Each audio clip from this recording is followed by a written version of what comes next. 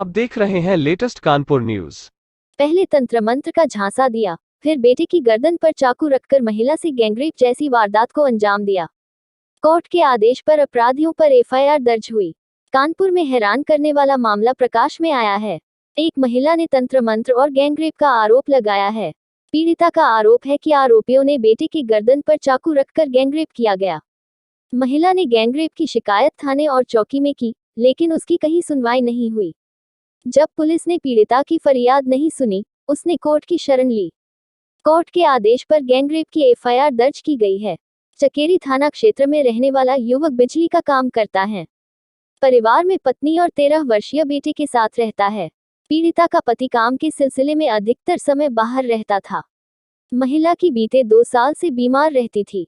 पीड़िता ने बताया कि पड़ोस में रहने वाली एक महिला ने बताया था कि सर्किट हाउस के पास एक इंदिरा नाम की महिला तंत्र मंत्र करती है।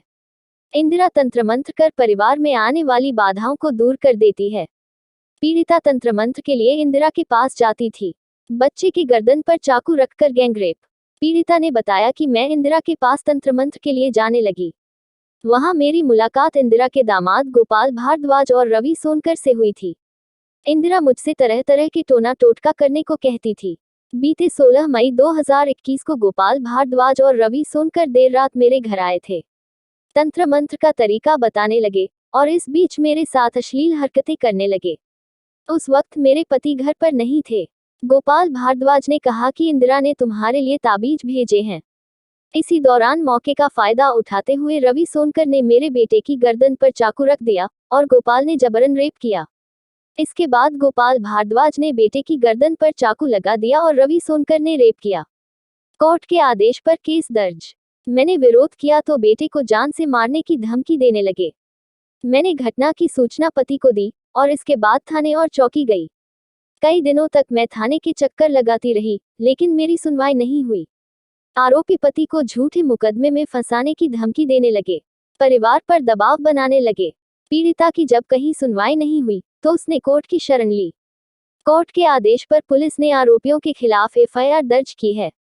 थाना प्रभारी मधुर मिश्रा के मुताबिक एफआईआर दर्ज घटना की जांच की जा रही है। मैडम, क्या मामला है आपका? कहाँ रहती है और क्या घटना हुई आपके? मैम सर क्या कहते हैं, हम रामा देवी काशीराम कॉलोनी में रहते हैं। सर मेरी तबीयत ख़राब रहती थी और तबीयत ख़राब होने के डिस्प्ले कुछ ज़्यादा दिक्कत खराब, तो लोगों ने बताया कि तुम झाड़ फूँक करा लो, झाड़ फूँक कराओगी तो क्या कहते हैं सही हो जाएगा। तो क्या कहते हैं एक सर्किट हाउस में क्या कहते हैं एक महिला रहती है इंदिरा नाम की, उसने मुझे मेरी तबीयत को तंत्र मंत्र करके, तंत्र मंत्र करने के बाद झांसे पे रख के और मेरे साथ गलत काम करा गया, क्या कहते हैं गलत काम का शोषण किया गया और मेरे लड़के के गर्दन पे चाकू लगा के उस मेरा गलत इस्तेमाल किया गया। किसने आपके साथ गलत सर किया? किसने चाकू लगाया? क्या? सर गोपाल भारद्वाज है सर, क्या कहते हैं इलाहाबाद का रहने वाला है और क्या कहते हैं उसी ने मेरे लड़के के गर्दन पे चाकू रख के और मेरे साथ सर गलत काम किया। कैसे आप इनको जानती थी? कैसे संपर्क? सर 2 साल पहले मेरी तबीयत ख़राब हुई थी और 2 साल पहले तबीयत ख़राब हुई थी तो वो लोग, उनकी सास है इंदिरा, तो उन्होंने कहा कि क्या कहते हैं इंदिरा नाम की, उसने हमसे कहा कि क्या कहते हैं हम तुम्हें ठीक कर देंगे। तो सर जी तंत्र मंत्र से हमको आराम मिला। उसके बाद घर में कहने लगी घर में ऊपरी चक्कर है। सर उसी वजह से उनके दामाद का ही नाम गोपाल भारद्वाज है, वही आए मेरे घर में, टच उसी से हुए और कहने लगे हम तावीज़ बनवा लाएंगे और ये कर देंगे। आए फिर सर क्या कहते हैं उन्होंने मेरे लड़के के गर्दन पे चाकू रख कर मौके का फ़ायदा उठाया। अब क्या मांगा? सर मेरी मांग ये है कि ऐसे लोगों को क्या कहते सख्त से सख्त क्या कहते हैं इनको मिलनी चाहिए सज़ा, कि दोबारा किसी के साथ ये काम गलत ना हो। आप चौकी इंचार्ज के पास गए? सर हम चौकी इंचार्ज के दीपक त्यागी है, चौकी इंचार्ज सनीगांव का।